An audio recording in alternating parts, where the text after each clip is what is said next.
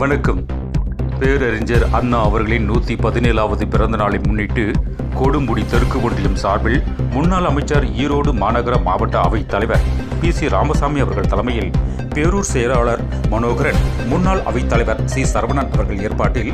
Kodumudi Othakadai bus stop மற்றும் கொடுமுடி புதிய bus நிலையம் முன்பு ஆகிய 2 இடங்களில் பேரறிஞர் அண்ணா அவர்களின் திருவுருவப் படத்திற்கு மாலை அணிவித்து மலர் தூவி மரியாதை செலுத்தினார். இதில் கொடுமுடி தெற்கு ஒன்றிய கழக செயலாளர் திரு புதூர் கலைமணி அவர்கள் கலந்து கொண்டு சிறப்புரையாற்றினார். இந்நிகழ்ச்சியில் எம்ஜிஆர் மன்ற ஒன்றிய செயலாளர் பழனிசாமி, அம்மா பேரவை குப்புசாமி, ராஜ்கிருஷ்ணன், அரசபாளையம் மயில், சென்னை சமுத்திரம் பேரூர் செயலாளர் கோபால், வெங்கப்பூர் பேரூர் செயலாளர் நல்லசாமி, இளைஞரணி செயலாளர் சதாசிவம், என் கார்த்திக், எஸ் ரமேஷ், பேரூர் துணை செயலாளர் கிருஷ்ணா மூர்த்தி, முன்னாள் கவுன்சிலர் வெண்ணிலா பாலு, பாஸ்கர், சேதுபதி, சாரதா, விஸ்வநாதன், ஆட்டோ முருகேசன்,